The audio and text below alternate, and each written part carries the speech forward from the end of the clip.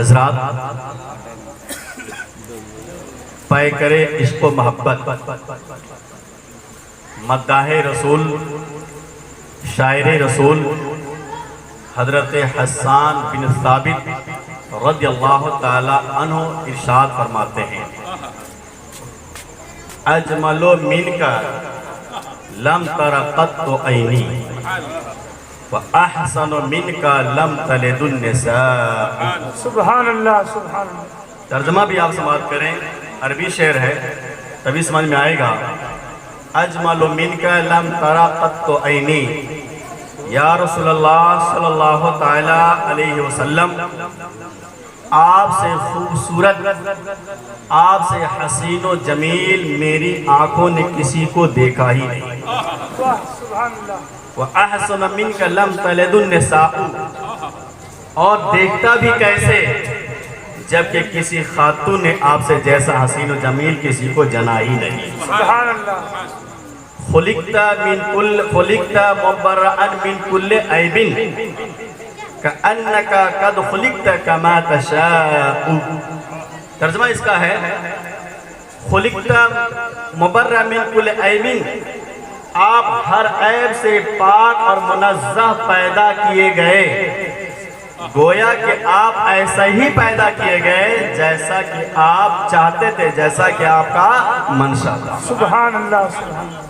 شاعر اسلام مداح رسول حضرت حسان بن ثابت رضی اللہ تعالی عنہ نے اس اشعار کے ذریعے سے یہ ہمیں اور آپ کو ثابت کر دیا، باور کرا دیا کہ رسول پاک صلی اللہ تعالی علیہ وسلم سے بڑھ کر کوئی حسین و جمیل اس دنیا میں ہے ہی نہیں، اور ہو کیسے کہ کسی خاتون نے آپ جیسا حسین و جمیل کسی کو جنا ہی نہیں۔ اسی کو کسی اردو شاعر نے دوسرے انداز میں کہا، اسے آپ سماعت کریں کہ زمیتا فلک ہے کمال محمد۔ سبحان اللہ، سبحان اللہ۔ زمیتا فلک ہے کمال محمد، جمال خدا ہے جمال محمد۔ بے شک۔ زمیتا فلک ہے کمال محمد، جمال خدا ہے جمال محمد، اور ہر ایک آئینہ جھانک کر ہم نے دیکھا، ہر ایک آئینہ جھانک کر ہم نے دیکھا، مگر نہ ملی ہے مثال محمد، مگر نہ ملی ہے مثال محمد۔ اور ہنسی سے ہنسی آئینہ دیکھ ڈالو، ہنسی سے ہنسی آئینہ دیکھ ڈالو، نہ جب تھا نہ اب ہے جواب محمد، نہ جب تھا نہ اب ہے جواب محمد۔ اور ہر ایک شخص محشر میں کہتا پھرے گا، ہر ایک شخص محشر میں کہتا پھرے گا، محمد کے ہم ہیں ہمارے محمد، محمد کے ہم ہیں ہمارے محمد۔ آئیے اسی نبی رحمت پر ایک بار اور جی لگا کے درود پاک پڑھ لیں۔ اللہم صلی علی سیدنا مولانا محمد بارک وسلم، صلاۃ و سلام علیک یا رسول اللہ صلی اللہ تعالی علیہ وسلم۔ حضرات، بہت توجہ سے آپ سماعت کریں۔ قاضی شاہ محترم حافظ و قاری سہیل رضا صاحب پرنسپل دارالحبیبیہ گلشن جگپال تاج شہر رائے بریلی نے میرا تعارف، میری پہچان ہی کرایا کہ میں ایک مدرسے کا ایک مدرس آدمی ہوں۔ میری گفتگو بھی الحمدللہ اسی انداز میں ہوگی جیسے کہ میں طلبہ اور طالبات کو میں پڑھاتا ہوں۔ اور جب حضرت نے کہی دیا، قاری صاحب قبلہ نے کہی دیا کہ الحمدللہ بخاری شریف کی درس دیتے ہیں، تو آج میں الحمدللہ آپ کے سامنے راویان بخاری، یعنی جن سے امام بخاری نے اپنی کتاب اصح الکتب بعد کتاب اللہ البخاری والمسلم میں جو احادیث کریمہ نقل فرمایا ہے، ان راویان حدیث میں سے انشاءاللہ تعالی صرف 2 سے 3 راوی حدیث کے باتوں کو سامنے رکھوں گا، اسی میں ہمارے اور آپ کے آقا کریم صلی اللہ علیہ وسلم کے فضائل و کمالات بھی آپ کو جھلکتے ہوئے نظر آئیں گے۔ سبحان اللہ۔ توجہ سے آپ سماعت کریں۔ اللہ تبارک و تعالی رحمت کاملہ کے رسول کریم صلی اللہ تعالی علیہ وسلم مظہر عتم ہیں۔ بے شک۔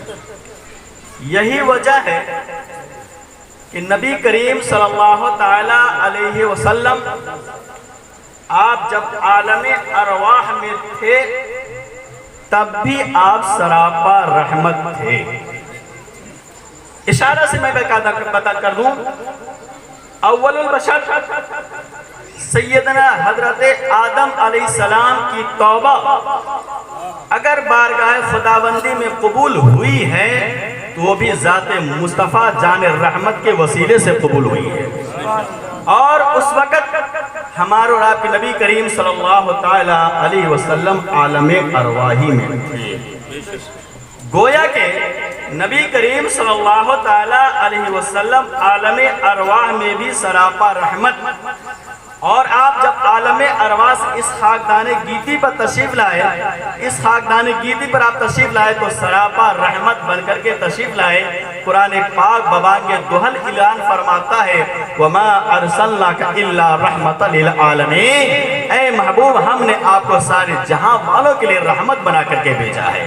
بے شک وہ سبحان ہر عالم کی رحمت ہے، کسی عالم میں رہ جاتے، وہ ہر عالم کی رحمت ہے، کسی عالم میں رہ جاتے، یہ ان کی مہربانی ہے کہ یہ عالم پسند ہے۔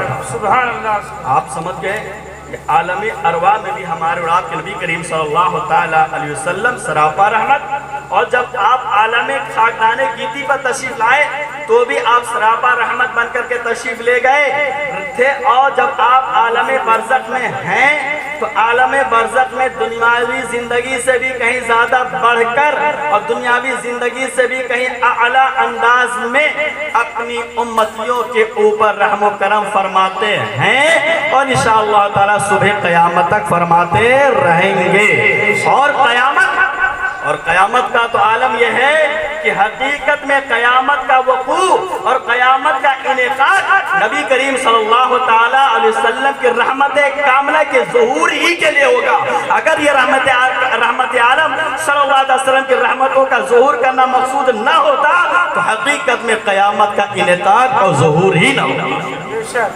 اتنی بات کو آپ یاد رکھتے ہوئے آگے کی گفتگو اور آپ سماعت کریں کہ نبی کریم صلی اللہ تعالی علیہ وسلم کے بے پایاں رحمتوں میں سے اور آپ کے لاکھ کرم نوازیوں میں سے اور آپ کے بے شمار کرم فرمائیوں میں سے ایک کرم، ایک رحمت یہ بھی ہے کہ نبی کریم صلی اللہ تعالی علیہ وسلم ہمیشہ اپنی امت کو دعاؤں سے نوازتے تھے، اور آج بھی نواز رہے، انشاءاللہ تعالی قیامت تک نوازتے رہیں گے۔ علماء موجود ہے، میں صرف اشارہ کرنا چاہتا ہوں، آج بھی حدیثوں میں ذکر ہے اس بات کا کہ اگر امتی کے اعمال اچھے ہوتے ہیں، صبح و شام امتی کے اعمال ہمارے آپ کے نبی کریم صلی اللہ تعالی وسلم کے بارگاہ مبارک میں پیش کیے جاتے ہیں۔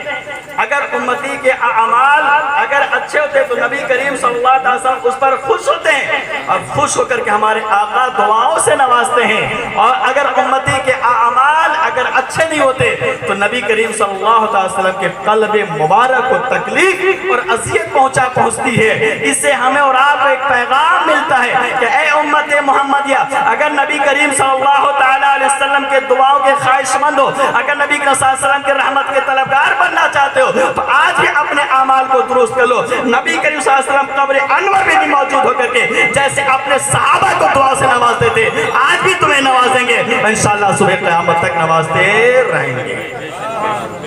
حضرات اور ایک بات آپ یاد رکھیں، ہماری اور آپ کی دعا اور نبی کریم صلی اللہ تعالی وسلم کی دعاؤں میں کتنا بڑا فرق ہے اس کو بھی غور فرمائیں۔